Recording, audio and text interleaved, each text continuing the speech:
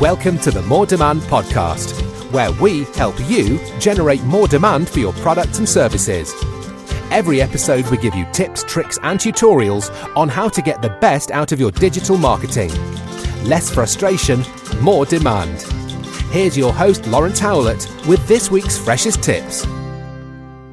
Hello and welcome to the More Demand podcast, episode number 11, with our special guest today, none other than Lee Odden. We're going to talk today with Lee about the process of search engine optimization and how to go through that process step by step. Well, Lee is the CEO of Top Rank Online Marketing, the author of Optimize, and the creator and editor-in-chief of Online Marketing Blog. With over 17 years in online marketing and over 10 years in blogging, Lee has consulted for numerous Fortune 500 companies and presented at conferences all over the world on integrated marketing and PR. While he has been cited for his expertise by the Wall Street Journal, The Economist and Forbes magazine, his kids keep him grounded and focused on what's most important, which today is the process of search engine optimization. We're going to step through each part of that process, from planning, implementation, and how to scale that.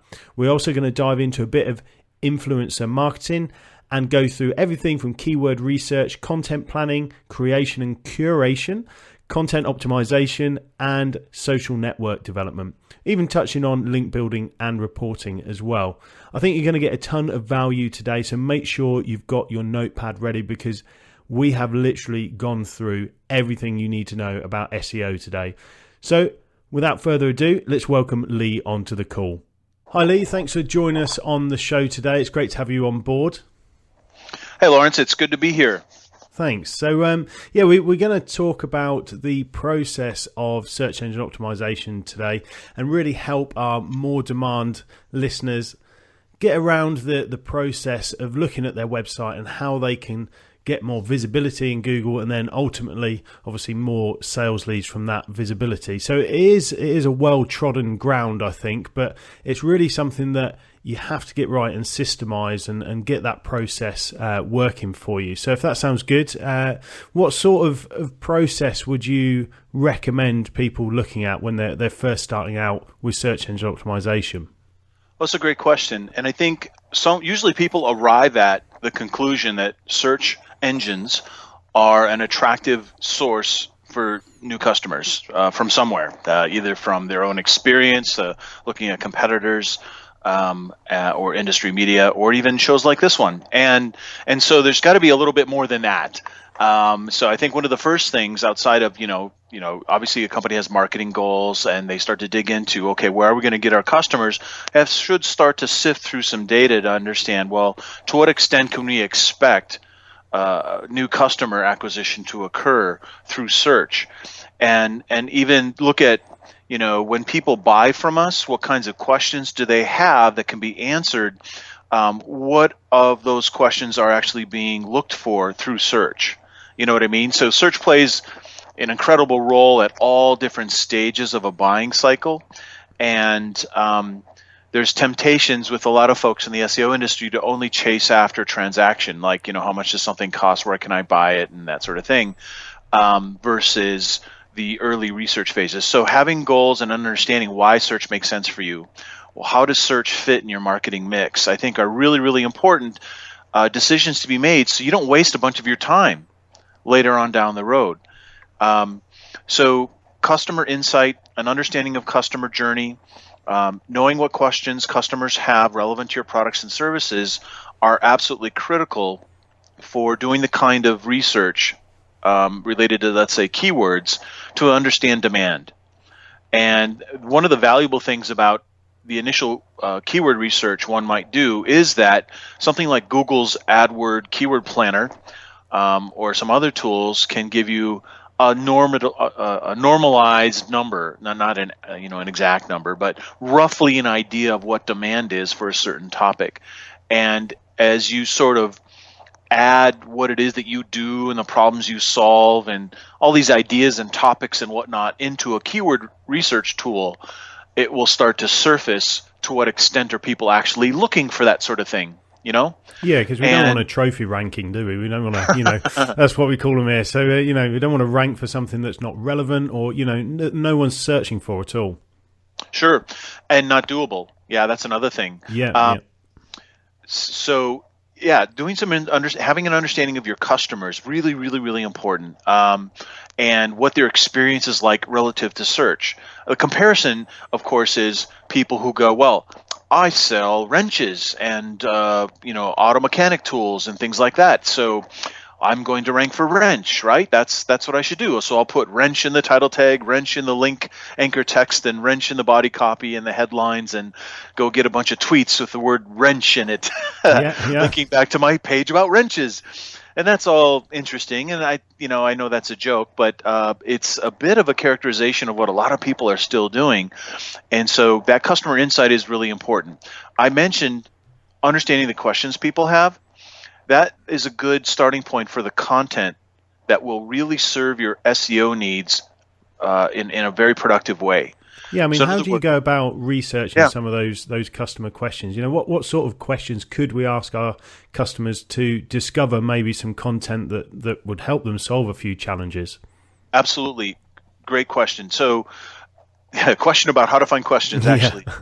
So, I think one of the most important things you can do, and right away, if you have a contact form on your website that allows people to type in a text area form field. So what do you want us to do for you? Look at that. Look, what are people saying there? What are they saying there? And that can be one source of insight into what questions people have.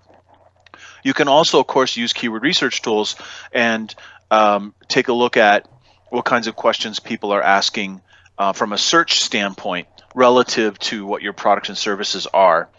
Another thing is you can go to Google Webmaster Tools and look at the top queries that are surfacing page views for your website and see if there's any, the syntax is in the form of a question in there to see what people are looking for, right?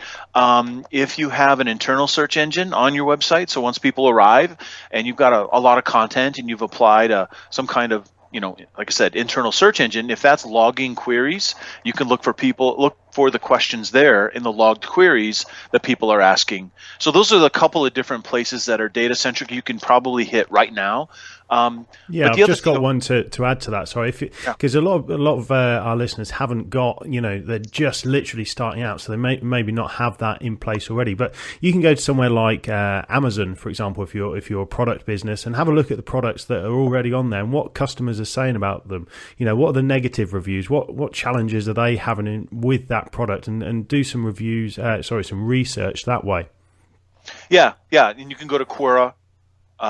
Or Quora, however you want to say it, question and answer sites and that sort of thing.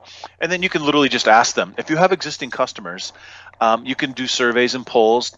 You can use tools to pop up surveys on your site as visitors, come about looking for things.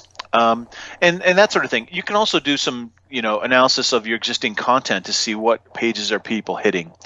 And all that adds up to some insight about what it is that people want to know. And that's an active effort. So you don't just do it once. You do it on an ongoing basis, just like you should be optimizing your site for better performance on an ongoing basis. And that can inform content. So you reconcile, okay, here's what people are searching on relevant to my business. So I got to make sure I have that represented in my content. Here's the questions they want answered, the answers which will pull them towards closer to becoming a customer. Well, I've got to make sure that content is on my website. So you've got those keywords, you've got that content, and you've got to create those things. And you have got to be what I like to call the best answer for whatever it is your customers are looking for. And that is in the content on your site. And it also is things off of your website. Yeah. So what sort of places off your website would you maybe look to? I mean, we know about the sort of guest blogging opportunities that are available, but those question and answer sites, what sort of sites could we maybe have a look at to put content out there? One of the ways I think about it is as if Google didn't exist at all. And I know that's a little bit cliche, but it's so important that you are hustling to get publicity about your business, online, offline, and you've got to have clarity on how it is that you want to be known. What is it that your buyers care about most, and how can you be that thing? And you can translate that sort of idea into keywords, but in terms of offsite promotion, publicity is absolutely critical. Industry publications, blogs, industry influencers, and certainly social networks. So can you create the kind of content that's so good people will talk about it? If you're not, then you're at a disadvantage because your competitors are doing that very thing. So now let's say, okay, now Google exists. We're creating content that's so good that, and we are promoting it. We've got an email list. We have channels of distribution because we built up social networks. So whenever we create something really new and interesting, we promote it. We promote it to our audience that's looking for that kind of thing, and they in turn will promote it. We will maybe write guest posts. We'll write contributed articles to industry magazines, online and offline, to newsletters, do interviews. There's so many different things you can do by being an active participant in your industry that results in off-the-site signals of credibility back to your website. Yeah, exactly. And I picked out one sort of keyword there was influencer. And that is a real hot topic, influencer marketing. And it really does go back to, I think you call them Bob in the same business over breakfast. We've got BNI over here. And it's that sort of relationship where you've got people that are recommending you for certain things. And it's using that influencer, your network, to really amplify your content reach. Absolutely. In the way that specificity is important when you're playing the influencer game, meaning that if someone can be singularly identified as an authority for a thing, it makes it really easy for you to remember that. If you've met someone ever and they've said, yeah, well, you ask them, well, hey, what do you do? And they say this. Yeah, it's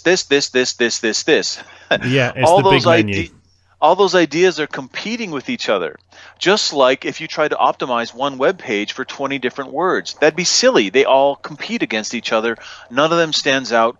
Google doesn't notice that you stand out and therefore doesn't rank you highly. In the same way, in the real world, working with influencers also involves becoming influential. And so it's really important that you have that clarity and singularity of purpose. You can expand, of course, to other ideas, but to really stand out, be specific.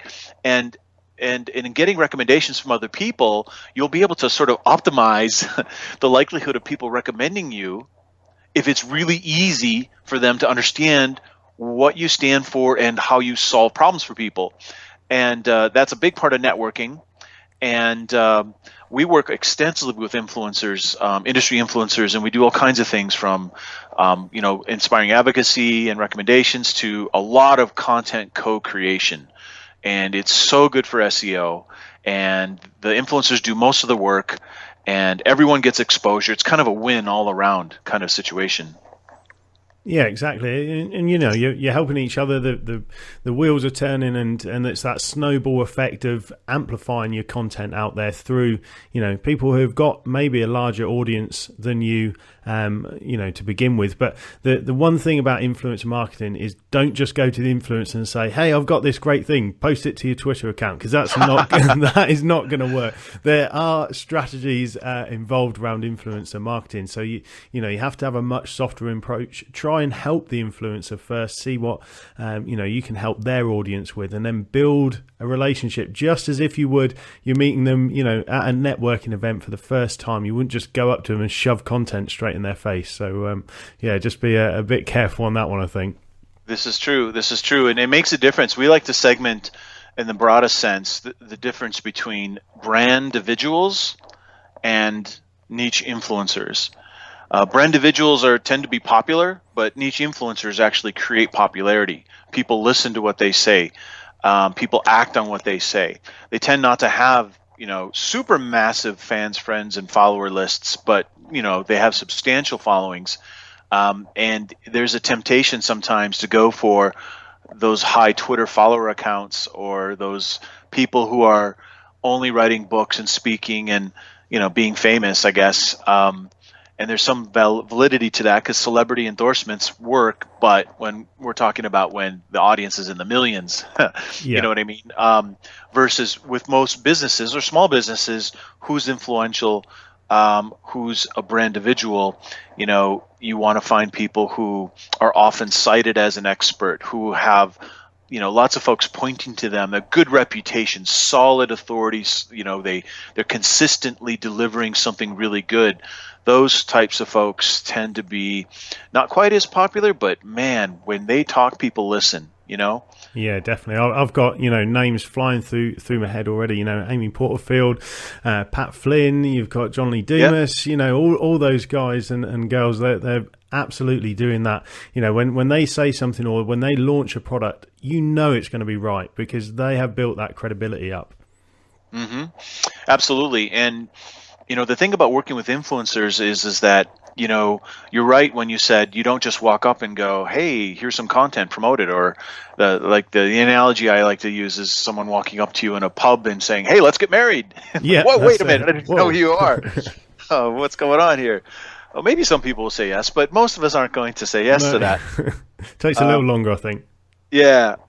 So there's ways to engage and advance in a way. And what we found to be magical is find out what the influencer is not getting. Most of them do appreciate exposure, and Brandividuals like explicit exposure. They love attention. So if I know that, when I approach them, I adjust my messaging accordingly. If I have a niche influencer, and I find that a lot of senior executives at brands, they're busy doing their job, not trying to be famous, and yet because they have a high-profile brand and job, they are known. But they have a lot of authority, and a lot of times, the approach for them is going to be a bit different. So they appreciate recognition, or they appreciate, the attention too, but they want it to be legitimate recognition. Brandividuals are, as I said, all about the attention and all that celebration of whatever it is that they care about. A niche influencer often is inspired by contributing to the greater good, and as well as legitimate recognition. So when we approach them, a Brandividual, we literally can just come out and say, hey, I noticed you've contributed to these other things. Love to see it. We'd like to invite you to be a part of this thing over here. And that works pretty well because they're already playing that game. Whereas a niche influencer, you work up to it, and there's a little more romance involved. A few dates before the pub drop the question moment. Yeah, sure, and they've both got their own place, and they've both got their own tactics involved, and as you said, they can really start to amplify your content and get you in front of an audience that you haven't got access to right now, and that all comes back to having the right content in place, making sure that research has been done, so that you can then pump the right content out to the right people. I think. Yeah, exactly, and the way that there's a lot of congruency between working with influencers and content and SEO. And the way that works is that when you do your keyword research, you understand, okay, this is what people are looking for relevant to my business. And of course, I'm going to make pages and content and infographics and videos and all these other media types to talk about that topic. But if I can use those keywords, so if I get some influencers to co-create content with me, so I can do interviews with them, or I can just get tips from them or whatever, I'm going to use my keywords in the questions, right?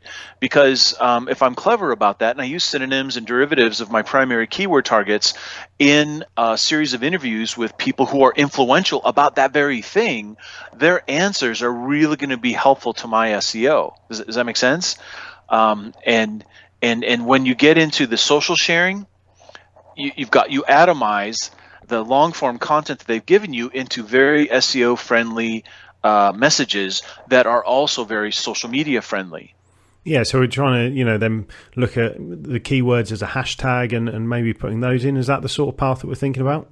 Right. Keywords in a tweet that has a link, for example, any public social content that has a link that also has words in it, yes, like that. Or you could have the words in the short URL, right? You could have your keywords in the short URL, and you could have the keywords in a hashtag. Wouldn't do them all in one tweet. That'd be a little bit spammy. Yeah, for sure. Or at least repetitive. It would seem repetitive.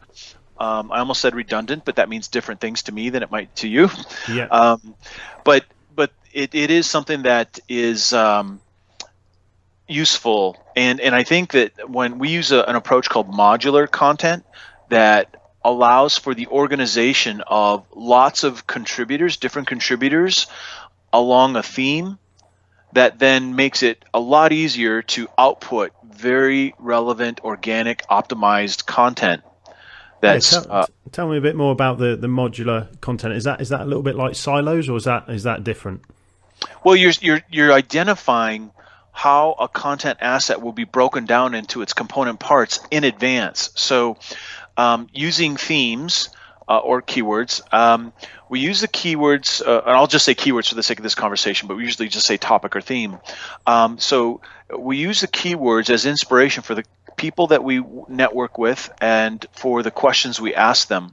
We also use those keywords, as inspiration for organization of the content. So you have a spreadsheet, and you have your target phrases and subordinate phrases or derivatives. And as you collect tips or useful information, statistics, whatever it might be, from primary sources or secondary sources, you organize them into that spreadsheet in a short form, right? Yep. And then you create a taxonomy within that spreadsheet. So here's a list of statistics, and here are the keywords or tags, if you will, categories that they're relevant to. Here's a list of tips. Here's a list of quotes, and so forth.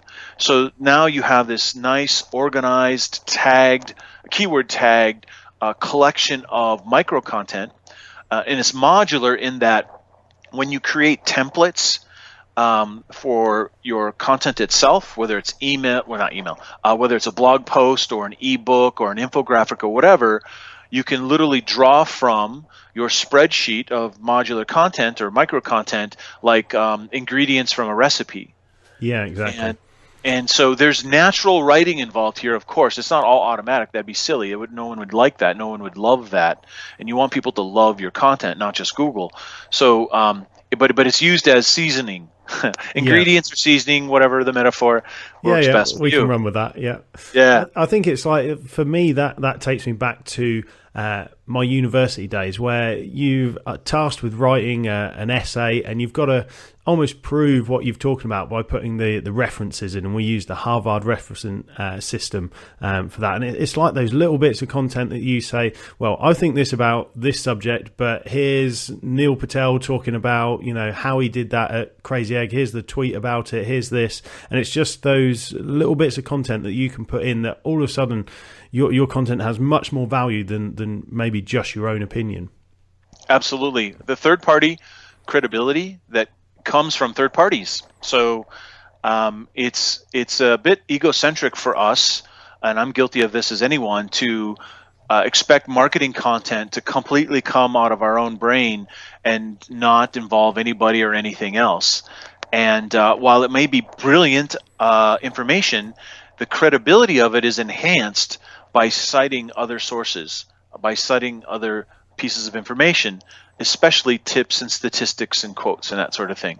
Yeah, I think that's where the rise of the infographic came as well, and it's nice to hear that you don't have to have all of this data yourself. You can just go out there and take case studies and things that other people have done and reference that in your own content, and all of a sudden you're building content a lot faster and a lot more efficiently than you would be trying to think, well, I've got to do all these tests myself, I've got to split test this, I've got to show this. You can go out there and it's already there for the taking. You've just got to pull it together, create it, and then get it out there and amplify it. Absolutely. And it's the fun thing about working with influencers is that while one person might want to have an influencer collaborate so that you can have access to their audience, but another benefit is that by making something together, you're creating an experience for them. And it's not unreasonable to think that you wouldn't be able to identify people that would be buyers of your products or services that are a little bit influential, and to invite them to make something together, make some kind of content together. And you're not selling them anything, but you're inviting them to do this thing that's, again, for the greater good. And you create this awesome thing and you promote it and everyone gets visibility. And now what do they think of you? Right? They didn't even know you existed before. Yeah. And now they have an impression of you, and you weren't pushing anything on them. You weren't trying to sell them anything. But I tell you what, they're a lot closer to considering those ideas than they were before. Yeah, and obviously you've got that association with the influencer as well, so you've got that Yes. credibility transfer. Yes. And that's if we go into sort of link building, that's almost how Google's thought about it. With if this page links to that page from this domain, then we'll pass some authority, some credibility onto you, and goes into those link building tactics. So I think what are some? I mean, I hate link building. I'm just going to throw it out there. I hate link building. I'm not a link builder. I have a team that do that. So what are some of the things that you can do to, one, attract links organically, on their own, link bait, if you like, and then some of the more go and get it proactive link building tactics that are out there? Well, the reason to link build is to drive traffic and to create signals of credibility for humans and also Google. So I think having clarity on why will help guide the kinds of tactics that will keep you out of trouble, or at least help you manage risk. Yeah. Traditionally, SEO has been a lot about managing risk, whether people were careful about that or not. Who knows? But Disavow tool, hands up. Yeah. and so like, hey, I could do that. I could play that game, or I could play the game where, you know what? Nothing I'm doing here is probably ever going to fall under that kind of microscope, because it's very, very focused on, again, to some degrees, if the search engine didn't exist. So publicity is a big deal here, I think. So there's a couple things with link building or activities. I like to think of it this way, Lawrence. I like to think of it as, what can you do to promote and publicize your company in a way that results in attention and links back? Yeah. And I know that might sound like semantics, but there is a bit of a difference. That's a great mindset. My goal is to have exposure to an audience. And if that publication that gives me that exposure, that new audience, also links to me, great. If they don't, you know what? If they're really interested, they're going to search for my company name after reading the article, and they're going to find me that way. Yeah.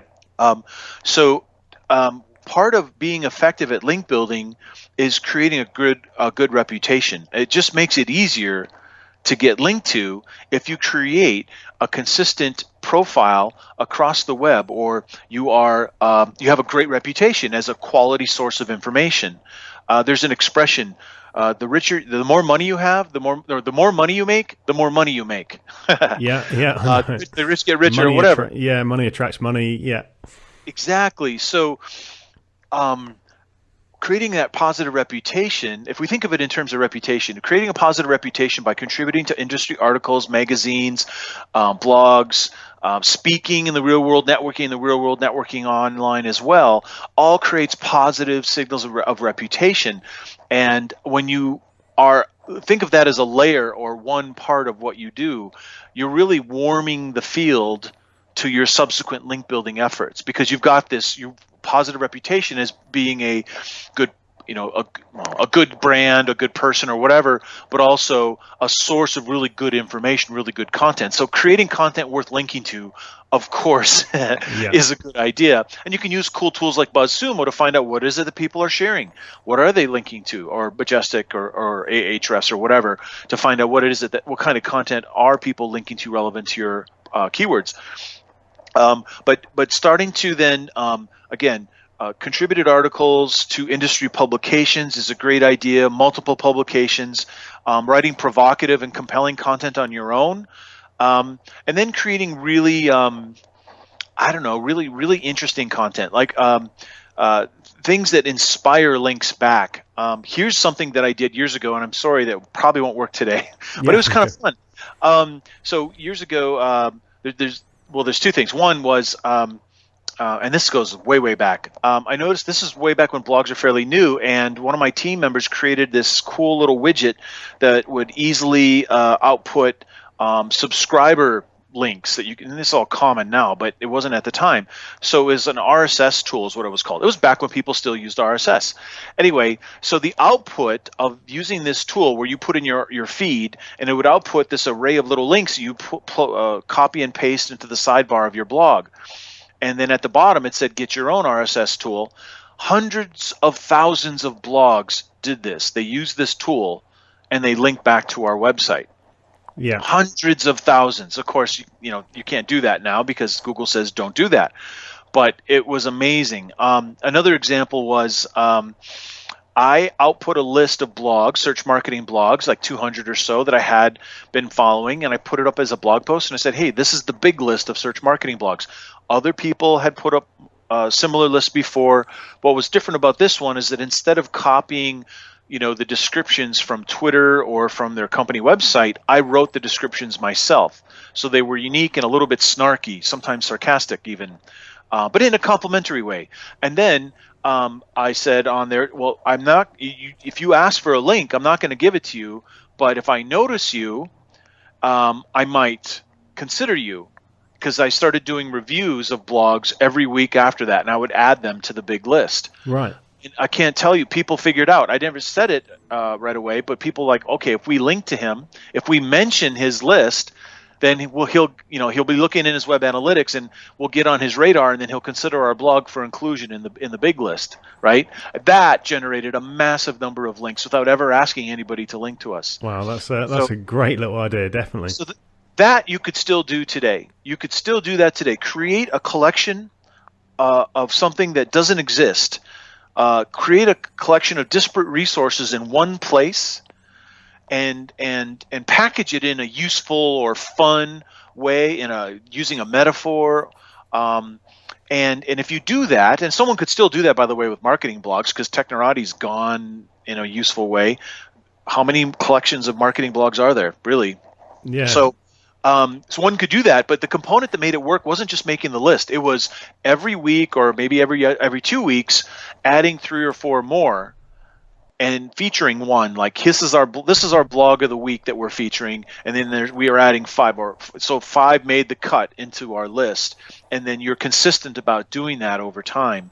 So the cyclicality of creating attention and recognizing people, or recognizing companies and brands, creates a lot of credibility for you, and it makes it attractive for others to link to you. Yeah, I think that organic approach, that, not going out there and just trying to, well, even just buy 1,000 links, those days are gone, but people still believe and hope that's the silver bullet that works. But it just goes back to consistent building over time, and thinking of it as I think Matt Cutts put it. If you were in a room of people and you were going around with a megaphone, you were shouting in their faces, you must link to this, you must link. It's not going to work. But if you have time and conversation with those people and build up a rapport, then yes, they are, more likely to link to your content over time once you've delivered some value to them. Absolutely. And it's true that you can still, use tools to surface people that have broken links of resources on their website, and you reach out to them and say, hey, I noticed you got this really cool list of resources about XYZ, and I noticed you got some broken links, and, if you'd like, we actually have an updated brand new resource that you might want to link to and get rid of those broken links. People still do that, and that actually still works sometimes. I don't do that, but you can still use some of those old school tactics, but the operative word is what you just said, and that is creating value. Yeah, definitely. So once we have done that, and we've done our research now, we've plowed out our content, we've amplified it, we've reached out to influencers, we've built some really credible links. How do we report on that? How do we know that we've done the right thing, or it's a success? How do you actually bring that back and go, do you know what, that bit of content over that bit worked more successfully, right, or not? How does that work? Well, we use an attract, engage, convert model for measurement. So it starts with what are your goals, and from a keyword standpoint, mapping keywords to the content itself. So, in our optimization plan, we're going to identify the keywords we want to be found under that customers are looking for, and we're going to map in a grid. Okay, this page is optimized for this page is optimized for that, and so on and so forth. So that when we look at web analytics, and we look, even though it says not provided, we know that, well, organic search drove most of the traffic to that page, and that page is optimized for X. And the ranking report says that page ranks really well for X as well. And in Google Webmaster Tools, there are signals that lead us to believe that that page is relevant for X. Now we can start to figure out, okay, from an organic standpoint, that particular page or a cluster of pages is attracting, traffic, and then using web analytics, we can figure out subsequent steps, clicks through the site to a conversion. And so we can make the association that, okay, organic traffic drove visitors. We don't know exactly what words, but generally we can make an assumption. Thank you, Google. To a particular page, and then with the tracking built within our analytics, then we can follow that visitor to conversion and know that, okay, this particular phrase roughly is effective for generating conversions. It's successful or it's not.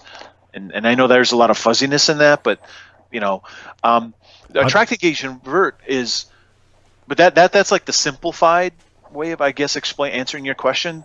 Attract, engage, convert means it's content centric in that we're making sure we're measuring the things that inform us that any given piece of content is attracting the right audience in the right ways, according to our hypothesis or premise, and that is engaging them in the right ways. And there's key performance indicators for each of these for attraction, so search, organic search referred traffic, direct traffic, or social traffic, whatever, advertising, direct links and whatnot. Engagement is the consumption of the content, interaction with the content, and of course conversion is anything that involves a form.